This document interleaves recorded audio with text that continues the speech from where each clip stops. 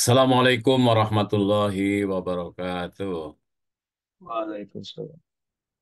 Alhamdulillah.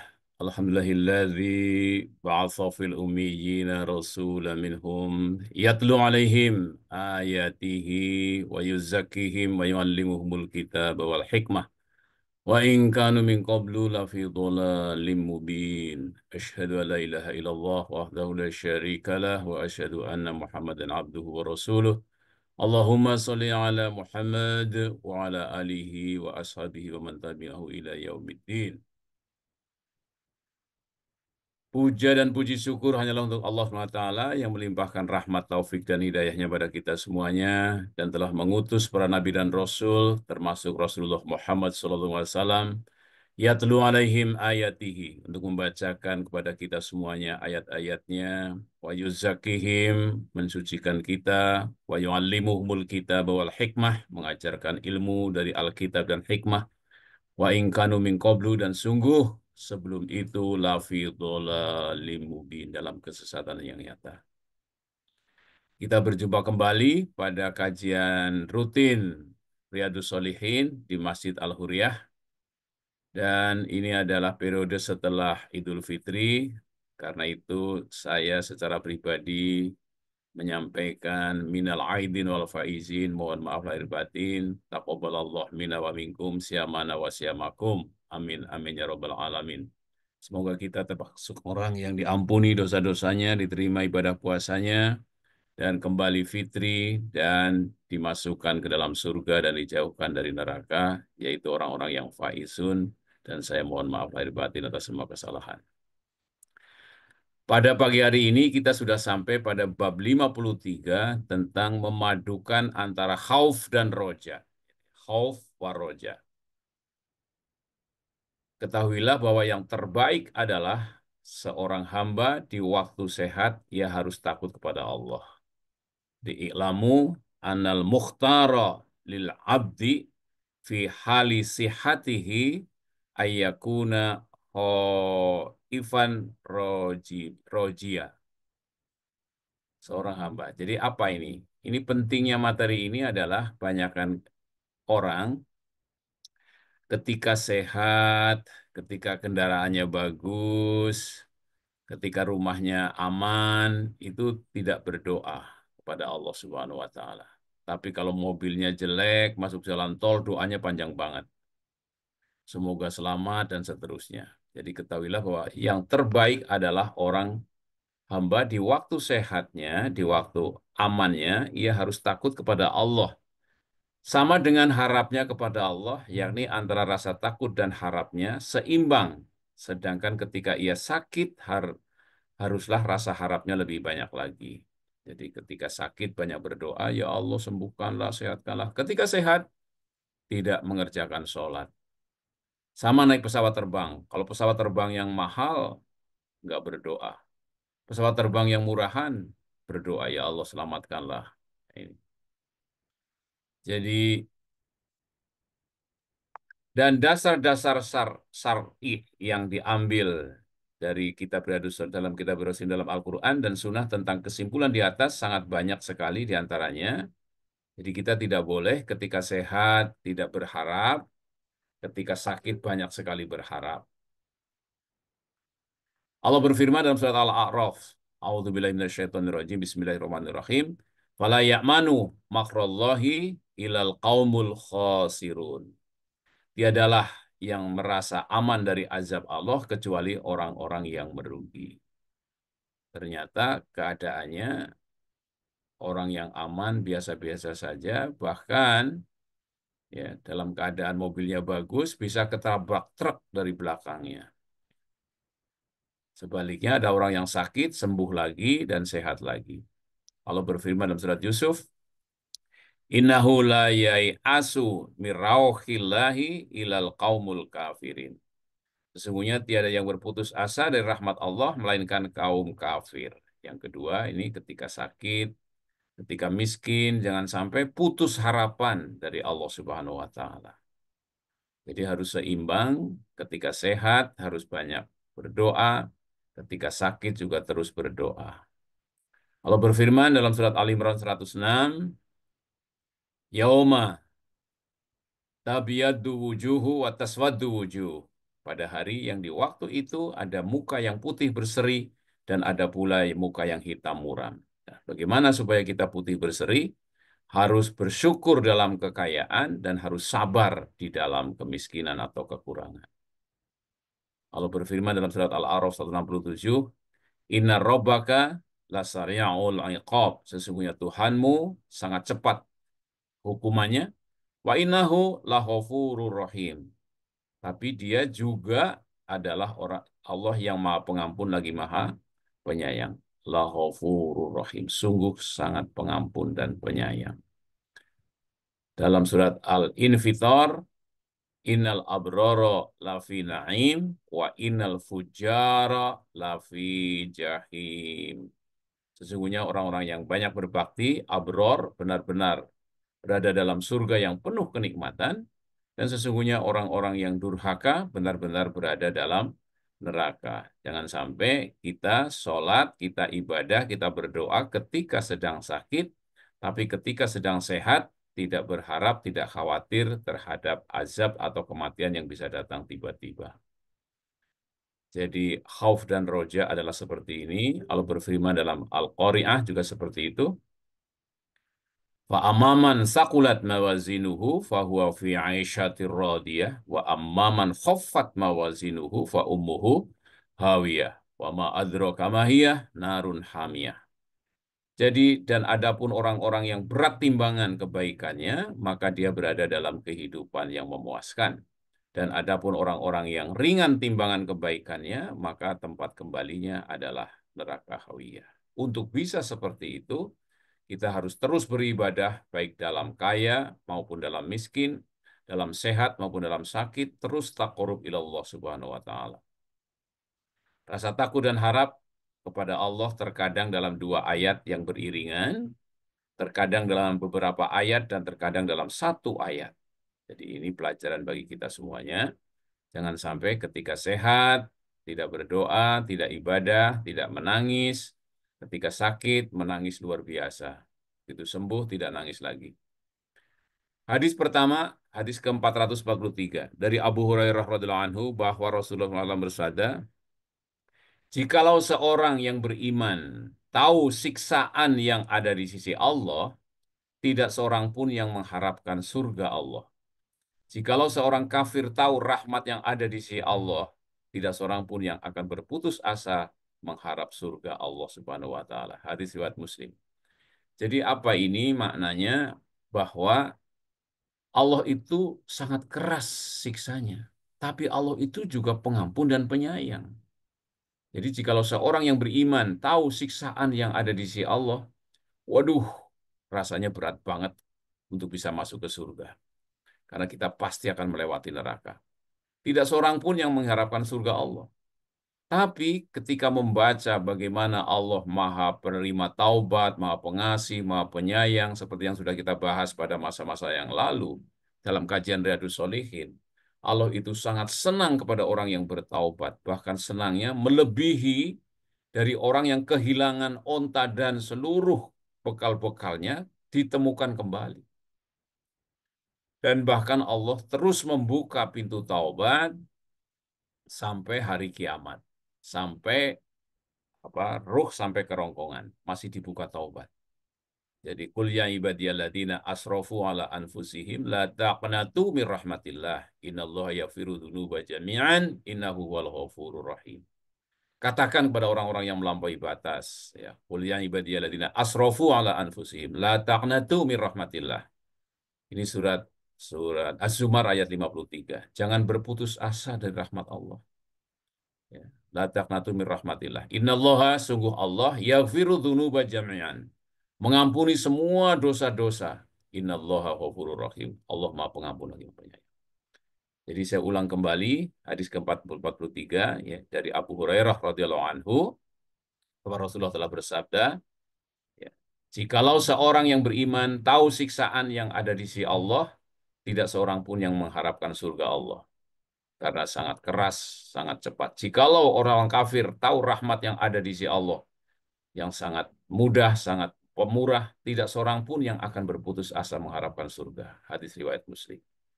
Oke, itu hadis yang ke-443. Selanjutnya hadis ke-44 dari Abu Sa'id Al-Khudri radhiyallahu anhu bahwa Rasulullah SAW bersabda, bila jenazah diletakkan, lalu manusia atau beberapa orang lelaki menggotong jenazah tersebut di atas pundak mereka, kita sering menyaksikan, ya, keranda dibawa, maka jika jenazah tersebut adalah seorang yang soleh, ia akan berkata, apa berkatanya? Kodimuni, kodimuni. Ya, artinya segerakan aku, segerakan aku. Dan jika jenazah tersebut bukan orang soleh, ia berkata, duhai celakanya, kemana kalian akan membawaku? Ya, dia akan mengatakan bahwa, ya wailaha, aina tadhabuna biha. Celaka aku, kemana kalian akan engkau bawa? Ya. Suara jenazah tersebut didengar oleh setiap makhluk hidup, kecuali manusia. Jikalau manusia mendengarnya, tentulah ia akan pingsan. Hadis riwayat Bukhari. Jadi ini hadis Riyadus Shalihin, hadis ke-444. Jadi kita tidak mendengar, tapi yang mendengar seluruh makhluk, ya, kecuali manusia. Ayam-ayam mendengar, kucing mendengar ketika jenazah dibawa ke kuburan, ya, ke pemakaman. Ternyata mereka akan mengatakan ketika orang soleh, segerakan aku, segerakan aku. Tapi kalau orang yang tidak soleh akan menyatakan, akan dibawa kemana aku? Akan dibawa kemana? Duhai celakanya, kemana kalian akan membawaku?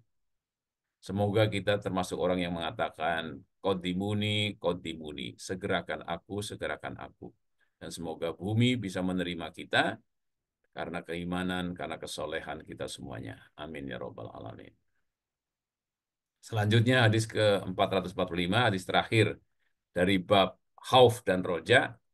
Dari Ibnu Mas'ud radhiyallahu anhu, ia berkata, ya, al-jannatu aqrabu ila ahadikum min syiraki na'lihi wa naru mislu dzalik, rawahul Bukhari.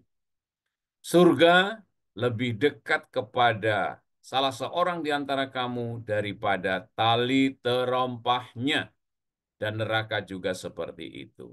Jadi subhanallah, Allah itu Maha Pengasih, Maha Penyayang, Maha Pengampun. Sekarang masih ada kesempatan bagi kita untuk bisa menjadi ahli surga. Tetapi kalau kita tidak berhati-hati, waspada, bisa menjadi ahli neraka. Dan di sini dikatakan surga lebih dekat kepada salah seorang di antara kita daripada tali terompah kita. Dan neraka juga seperti itu. Semoga kita diberi kesempatan oleh Allah untuk bisa memanfaatkan waktu hidup ini. Kalau sudah mati, sudah selesai. Kalau beriman, insya Allah akan jadi ahli surga. Tapi kalau mati dalam keadaan kafir, naudzubillah min dzalik. Karena itu sifat Allah yang pengasih dan penyayang, jangan sampai kita ketipu, ya. Allah itu pengasih, artinya adalah ngasih ke semua orang. Yang beriman dikasih, yang berpuasa dikasih, yang tidak beriman dikasih, yang tidak berpuasa dikasih rizki semuanya di dunia. Tapi begitu mati, Allah itu hanya penyayang.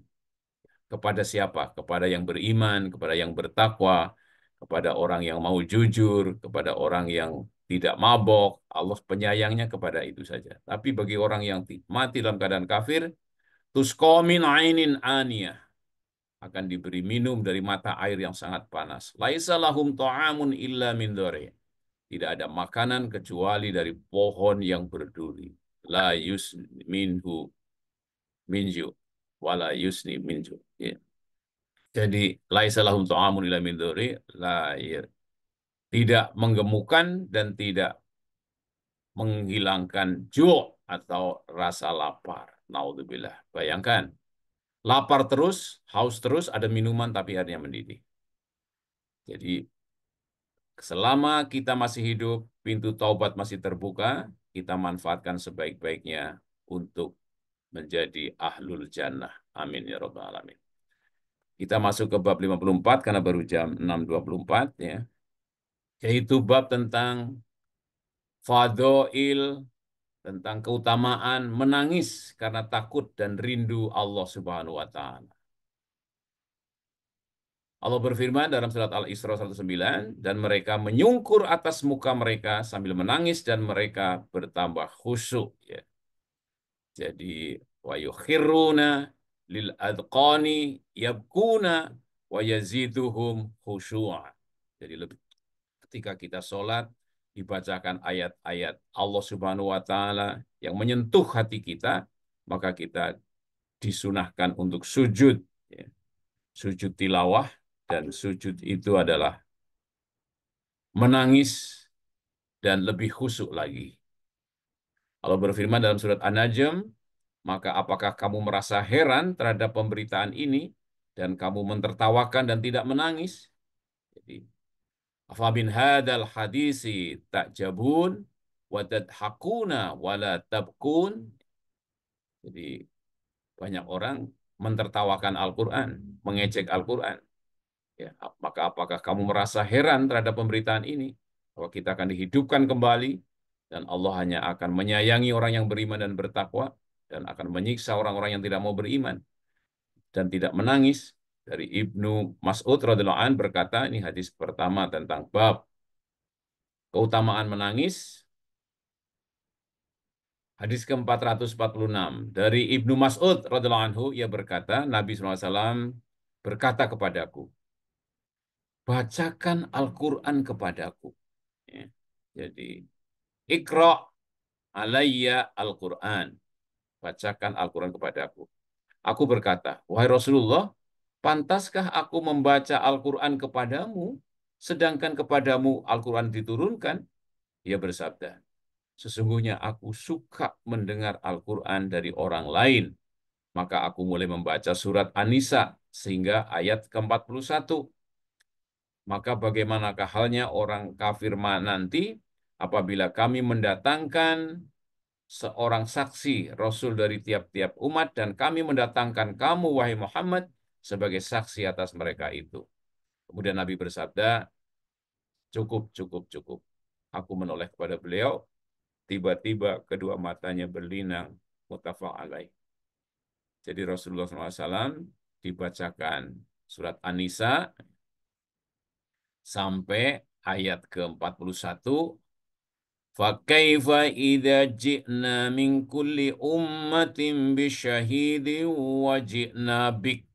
وَجِئْنَا بِكَ عَلَى هَؤُلَاءِ شَهِيدًا. Langsung Rasul mengatakan, hasbukal an, hasbukal an, cukup, cukup. Dan Rasulullah berlinang air mata. Jadi Rasulullah SAW yang diturunkan kepadanya Al-Quran, ketika dibacakan Al-Quran oleh sahabatnya, maka Rasulullah ternyata menangis. Semoga Allah karuniakan kepada kita bisa meneteskan air mata ketika dibacakan ayat-ayat Allah yang sangat mengena. Dan ayat 41 sangat mengena kepada Rasulullah SAW, karena Rasulullah akan didatangkan sebagai saksi atas umat manusia nanti di akhirat. Ia bersabda, sekarang cukup. Aku menoleh kepada beliau. Tiba-tiba kedua matanya berlinang air mata. Muttafaq alaih. Hadis ke-447 dari Anas radhiyallahu an, ia berkata, Rasulullah SAW berkhutbah kepada kami dengan satu khutbah yang tidak pernah aku dengar sebelumnya. Ia bersabda, andai kalian mengetahui apa yang ku ketahui, niscaya kalian akan sedikit tertawa dan banyak menangis. Lalu para sahabat Rasulullah menutupi muka mereka, sedangkan mereka mengeluarkan suara isakan tangis, muttafaq alaih. Demikian juga ternyata para sahabat disampaikan oleh Anas radhiyallahu an ketika Rasulullah berkhutbah dan menyampaikan ayat, andai kata engkau mengetahui apa yang aku ketahui, niscaya kalian akan sedikit tertawa dan banyak menangis. Lalu para sahabat Rasulullah menutupi muka mereka, sedangkan mereka mengeluarkan suara isakan tangis. Muttafaq alaih. Seperti itu. Kemudian hadis ke-448 dari Abu Hurairah radhiyallahu anhu, ia berkata Rasulullah SAW bersabda, tidak akan masuk neraka seorang lelaki yang pernah menangis karena takut kepada Allah. Misalnya antum membaca akhir dari surat Abasa wa Tawalla. فَإِذَا جَاءَتِ الطَّامَّةُ الْكُبْرَى يَوْمَ يَتَذَكَّرُ الْإِنسَانُ مَا سَعَى وَبُرِّزَتِ الْجَحِيمُ لِمَنْ يَرَى فَأَمَّا مَنْ طَغَى وَآثَرَ الْحَيَاةَ الدُّنْيَا فَإِنَّ الْجَحِيمَ هِيَ الْمَأْوَى وَأَمَّا مَنْ خَافَ مَقَامَ رَبِّهِ وَنَهَى النَّفْسَ عَنِ الْهَوَى فَإِنَّ الْجَنَّةَ هِيَ الْمَأْوَى. Shadaqallahul Azim. Kalau kita renungkan itu, kalau kita tidak menangis keterlaluan, apabila datang bencana yang kubro, yang sangat besar, semua manusia akan melihat amal-amalnya. Kemudian, barang siapa toho melampaui batas. Wa asarul hayatad dunia, mengutamakan dunia. Fa innal jahima hiyal ma'wa, akan dimasukkan ke dalam neraka jahanam. Sebaliknya wa amma man khafa maqama rabbih, orang yang takut dengan kedudukan Tuhannya. Wa nahan nafsa 'anil hawa, menahan hawa nafsunya. Tidak mau mencuri, menjaga diri dari pergaulan bebas. Wa innal jannata hiyal ma'wa, maka tempatnya di dalam surga. Jadi di sini digambarkan tidak akan masuk neraka seorang lelaki yang pernah menangis karena takut kepada Allah hingga susu yang sudah diperah masuk kembali ke dalam kantong susu hewan tersebut dan tidak akan terhimpun debu orang yang berjihad fisabilillah dengan asap neraka jahanam. Jadi orang yang khusyuk dalam membaca Al-Quran, dalam sholatnya, insya Allah akan masuk surga. Kemudian orang yang berjihad fisabilillah, insya Allah tidak akan masuk ke dalam neraka.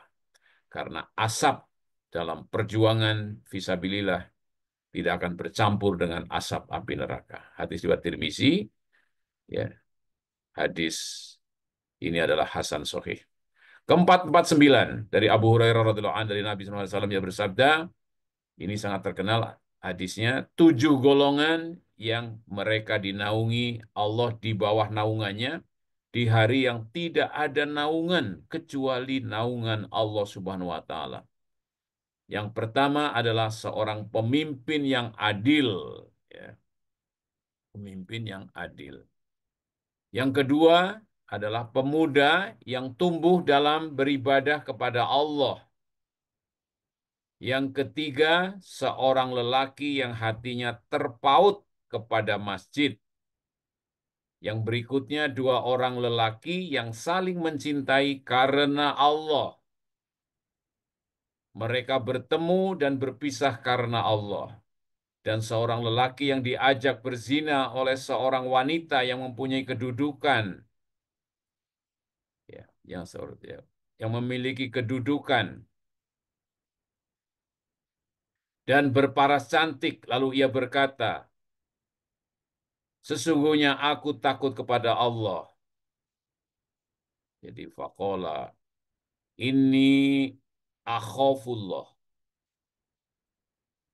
Dan seorang lelaki yang memberikan sedekah dan ia menyembunyikannya sehingga tangan kirinya tidak tahu apa yang diinfakkan oleh tangan kanannya. Seorang lelaki yang berzikir kepada Allah di tempat yang sunyi, lalu kedua matanya berlinang air mata. Muttafaq alaih. Jadi ini, hadirin hadirat rahimakumullah, semoga kita termasuk 7 golongan ini. Jangan sampai tidak satu pun dari golongan ini semuanya. Jadi yang pertama adalah seorang pemimpin yang adil, seorang imam yang adil, bawah naungannya. Yang pertama adalah seorang imam yang adil atau pemimpin yang adil. Yang kedua, pemuda yang tumbuh dalam beribadah kepada Allah. Rajin ibadah sejak mudanya, tidak pernah menjadi preman, ya, tidak pernah menjadi LGBT, tapi ahli ibadah. Yang ketiga, lelaki yang hatinya terpaut kepada masjid. Semoga aktivis-aktivis marbot masjid adalah orang yang akan mendapat naungan dari Allah Subhanahu wa taala di padang mahsyar. Dua orang lelaki yang saling mencintai karena Allah. Mereka bertemu dan berpisah karena Allah. Dan seorang lelaki yang diajak berzina oleh seorang wanita yang mempunyai kedudukan dan cantik. Lalu ia berkata, ini akhafullah, aku takut kepada Allah. Dan seorang lelaki yang memberikan sedekah dan ia menyembunyikannya, takut riya, sehingga tangan kirinya tidak tahu apa yang diinfakkan oleh tangan kanannya. Jadi sirra wa alaniyah, dengan siri dan juga terus terang. Seorang lelaki yang berzikir kepada Allah di waktu malam atau di waktu siang di tempat yang sunyi, lalu kedua matanya berlinang air mata karena membayangkan kebesaran Allah Subhanahu wa taala, yang ilmu Allah kalau digambarkan, walau annama fil ardi min syajaratin aqlamu wal bahru yamudduhu min ba'dihi sab'atu abhurin ma nafidat kalimatullah innallaha azizun hakim. Andai kata seluruh pepohonan dijadikan pena, lautan dijadikan tinta, ditambah 7 lautan lagi setelah keringnya, maka belum selesai menuliskan ilmu Allah Subhanahu wa taala, kalimat Allah Subhanahu wa taala. Maha besar Engkau ya Allah, Maha kuasa, Maha pengasih dan penyayang. Azabnya sangat keras, ampunannya sangat luas. Pintu taubat harus terus dibuka. Hadis ke-450 dari Abdullah bin Syakhir radhiyallahu anhu, ia berkata, aku mendatangi Rasulullah SAW sedangkan beliau tengah melakukan sholat, dan aku mendapati rongga dada beliau ada gemuruh seperti gemuruh air mendidih dalam panci karena menangis. Derajat hadis ini sahih, diriwayatkan oleh Abu Daud, Tirmizi, dan Kitab Syam'il dengan sanad yang sahih. Jadi Rasulullah SAW ketika sholat suaranya bergemuruh karena bergetar dan menangis. Sama seperti imam-imam yang khusyuk di Masjidil Haram, di Masjid Nabawi juga demikian. Ketika sampai ayat-ayat yang sangat menyentuh, suaranya bergetar. Dari Anas radhiyallahu anhu, ia berkata, Rasulullah SAW bersabda kepada Ubay bin Ka'ab radhiyallahu an, sesungguhnya Allah memerintahkanku membacakan kepadamu Quran surat Al-Bayyinah, orang-orang kafir yakni ahli kitab dan orang-orang musyrik. Ubay berkata, apakah Allah menyebut namaku? Ia menjawab, ya. Maka Ubay menangis. Muttafaq alaih. Dan riwayat lain, Ubay langsung menangis. 452 dari Anas yang berkata, Abu Bakar berkata kepada Umar radhiyallahu anhu, setelah Rasulullah wafat, mari kita berangkat menuju Ummu Aiman radhiyallahu an. Ini salah satu istri Rasulullah. Kita mengunjunginya seperti Rasulullah SAW mengunjunginya. Tatkala mereka sampai ke Ummu Aiman, ia menangis. Mereka berkata, apa yang menyebabkan kau menangis, Ummu Aiman? Bukankah kau tahu bahwa sekarang Rasulullah Shallallahu Alaihi Wasallam di sisi Allah lebih baik bagi beliau? Ia berkata, aku tidak menangis karena aku tidak tahu bahwa sekarang Rasulullah berada di sisi Allah dan itu lebih baik bagi beliau, tetapi aku menangis karena wahyu telah terputus dari langit, sehingga ia menggugah mereka untuk menangis, maka mereka pun berdua ikut menangis. Jadi Abu Bakar Siddiq dan Umar bin Khattab ikut menangis bersama Ummu Aiman. Menangisnya karena apa? Sekarang sudah tidak ada wahyu lagi karena Rasulullah SAW sudah wafat. Hadis riwayat Muslim. 453 dari Ibnu dari Ibnu Umar radhiyallahu an, ia berkata, tatkala sakit, Rasulullah SAW semakin berat dikatakan kepada beliau waktu sholat telah masuk. Ia bersabda, perintahkan wahai Aisyah, Abu Bakar mengimami sholat manusia. Aisyah berkata, sesungguhnya Abu Bakar adalah seorang lelaki yang berperasaan halus, wahai Rasulullah. Apabila ia membaca Al-Quran, tak kuasa menahan tangis. Ia bersabda, perintahkan ia mengimami sholat. Jadi Rasulullah tetap memerintahkan Abu Bakar Siddiq yang mengimami sholat. Dari riwayat lain dari Aisyah radhiallahu anhu, aku berkata sesungguhnya Abu Bakar bila menggantikan Rasulullah menjadi imam bacaan Al-Qur'annya tidak kedengaran oleh manusia karena tangisnya, muttafaq alaih. Jadi ini berita dari Rasulullah dari Aisyah radhiallahu an kepada kita semua.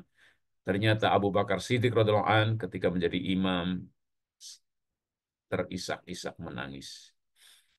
454 dari Ibrahim bin Abdurrahman bin Auf bahwa sesungguhnya Abdurrahman bin Auf diberi makanan di saat berbuka, ia berkata, Mus'ab bin Umair radhiyallahu an telah mati syahid sedangkan ia lebih baik dariku dan tidak ada kafannya kecuali selembar kain. Jika kain tersebut ditutupkan ke kepalanya, terlihat kakinya. Dan jika ditutupkan ke kakinya, terlihat kepalanya. Lalu sekarang dunia dibentangkan di hadapan kita seluas-luasnya. Atau dia berkata, sekarang kita diberikan dunia. Sesungguhnya kita khawatir bahwa pahala kebaikan kita disegerakan Allah di dunia. Kemudian beliau menangis lalu meninggalkan makanan. Hadis riwayat Bukhari. Jadi para sahabat takut bermewah-mewah, khawatir nanti di akhirat tidak mendapatkan kenikmatan lagi. 455 dari Abu Ummah Al-Bahili radhiyallahu an dari Nabi Shallallahu alaihi wasallam yang berkata, tidak ada dua tetes dan dua jejak yang lebih dicintai Allah Ta'ala daripada setetes air mata karena takut pada Allah dan setetes darah yang tertumpah dalam jihad fisabilillah. Adapun dua jejak adalah jejak kaki orang yang berjihad fisabilillah dan jejak bekas setelah melaksanakan sholat fardu seperti bekas di kening dan basah bekas wudhu. Hadis riwayat Tirmizi, ia berkata derajat hadis ini hasan. Terakhir, hadis 456 dari Irbad bin Syariyah, ia berkata, suatu kali Rasulullah SAW memberi kami suatu nasihat yang sangat menyentuh hingga kalbu bergetar dan air mata berlinang. Yang hadis ini telah berlalu, larangan berbuat bid'ah. Demikian kajian Riyadhus Shalihin pagi hari ini sampai bab ke-54 tentang khauf dan roja dan juga tentang menangis ketika membaca Al-Quran, ketika sholat, ataupun ketika takut dengan neraka dan ingin masuk surga. Assalamualaikum warahmatullahi wabarakatuh.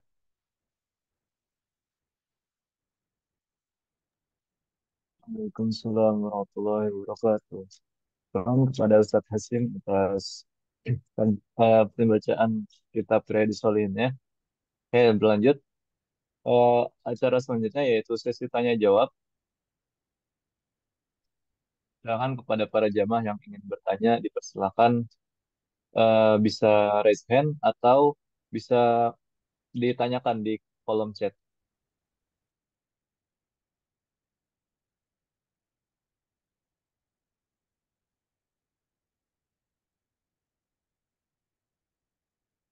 Silakan, Bapak Ibu sekalian.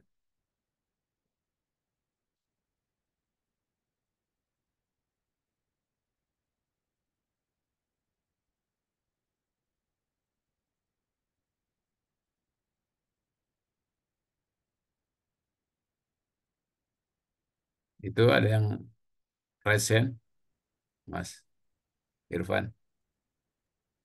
Assalamualaikum Ustaz. Ya, Waalaikumsalam warahmatullahi wabarakatuh.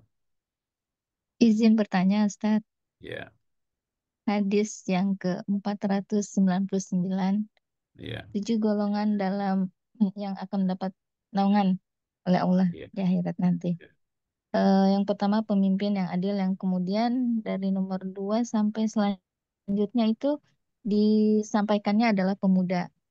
Nah, cakupannya ini pemuda, apakah juga kemudian sejauh mana ini pemahamannya seperti itu, Mas Ustaz? Ya, pemuda termasuk pemudi juga ya. Pemuda dan pemudi. Artinya orang-orang muda, ar-rijal atau laki-laki yang punya semangat. Dan termasuk juga orang-orang yang mau mengamalkan itu walaupun umurnya sudah tua. Itu tidak berarti muda itu mesti mahasiswa, kemudian tertutup bagi para dosen.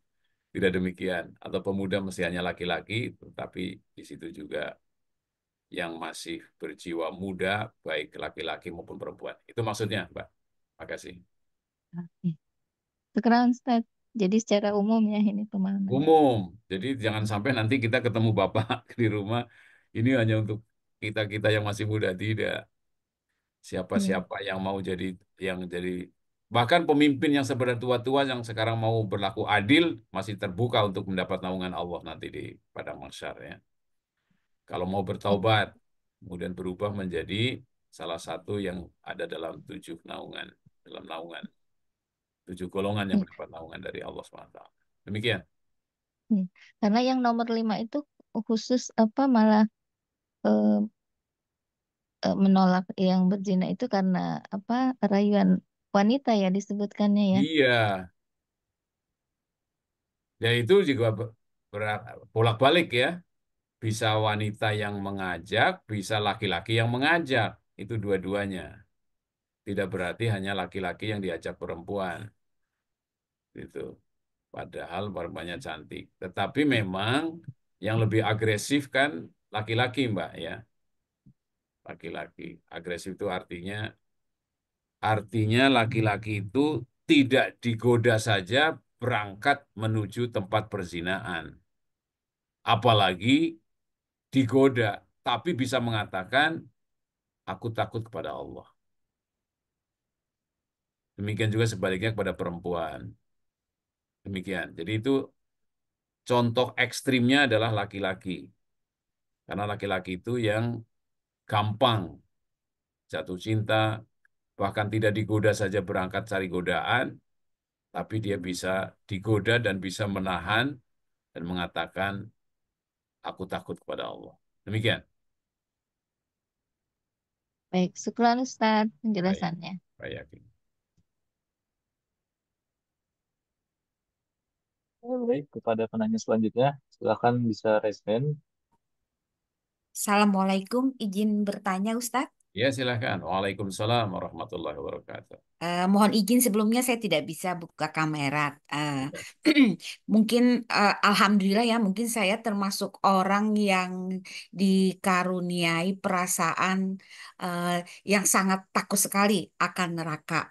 Jadi Ya. kalau misalnya mendengar Alhamdulillah. ayat-ayat pada saat kita ada sedikit lah yang tahu misalnya yang tentang neraka, pasti terbetik di hati untuk mengucapkan Allahumma ajir minanar paling tidak 7 kali. Alhamdulillah. Rabbal alamin. Pada saat kadang-kadang imam kalau kita sembahyang berjamaah membacakan ayat yang terkait dengan neraka seakan refleks di dalam hati menyebutkan Allahumma ajir minanar itu tadi sebanyak 7 kali ataupun kurang, apakah masih sah saja sholat kita Ustadz? Karena kadang-kadang langsung apa perasaan eh, merinding dan lain sebagainya itu refleks untuk menyebutkan Allahumma ajir minanar, tetapi cuma di dalam hati saja pada saat kita mendengarkan imam mengucapkan ayat yang terkait dengan neraka.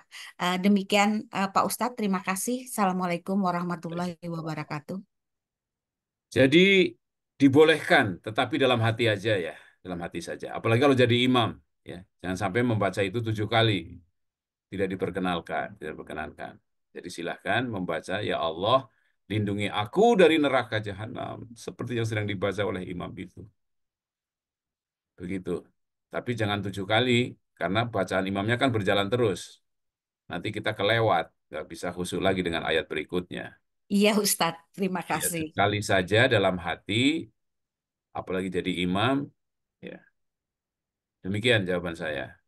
Itu luar biasa karunia Allah untuk ibu seperti itu.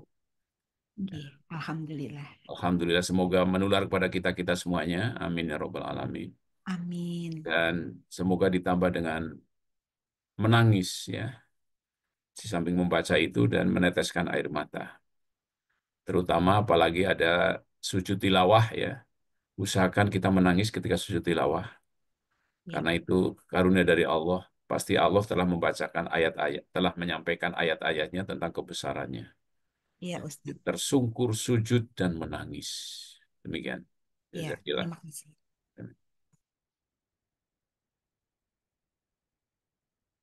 Ada lagi silahkan. Ini masih ada satu satu untuk satu orang lagi, silakan.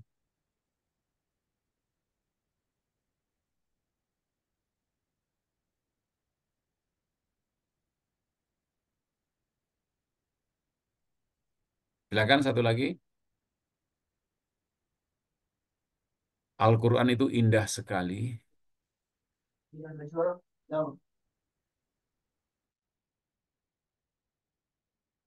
dan menangis itu membuat hati kita menjadi terang benderang.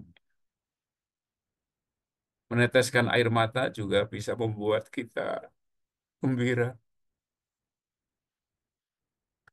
Kita sangat senang berkumpul dengan ibu kita, dengan bapak kita, tetapi nanti di padang mahsyar kita akan menghadap Allah satu persatu.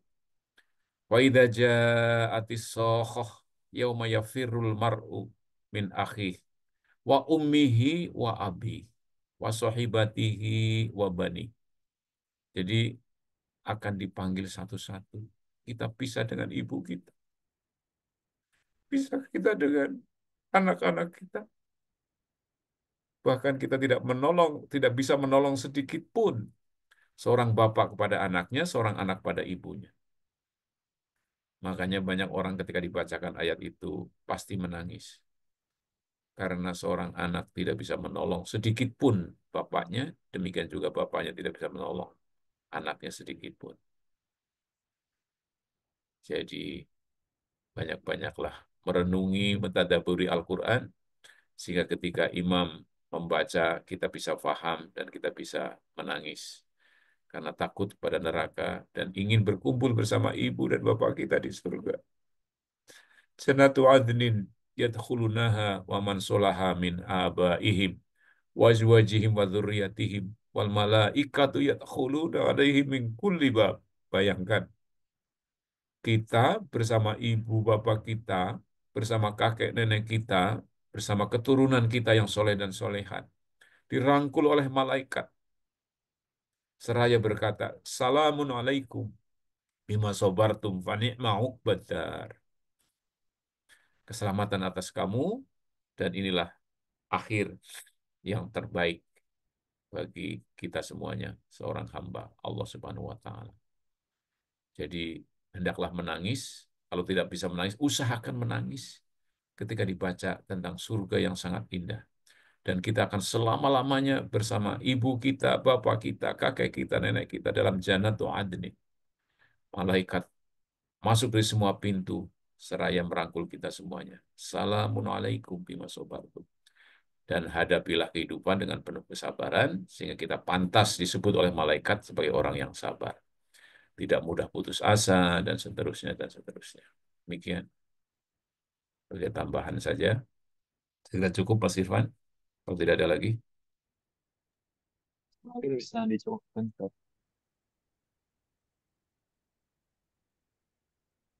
Ada lagi?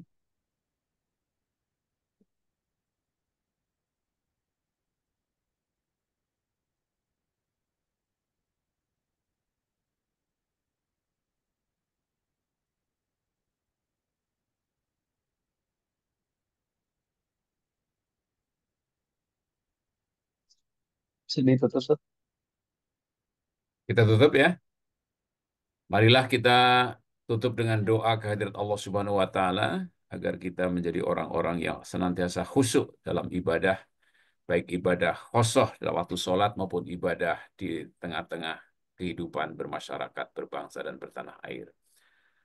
Allahumma sholli wa sallim ala Sayyidina Muhammad wa ala ali Sayyidina Muhammad kama sholaita ala Ibrahim wa ala ali Ibrahim wa barik ala Muhammad wa ala ali Muhammad kama barakta ala Ibrahim wa ala ali Ibrahim fil alamin innaka Hamidum Majid. Amin amin ya rabbal alamin. Alhamdulillahi rabbil alamin hamdan yuwafi ni'amahu wa yukafi mazidah.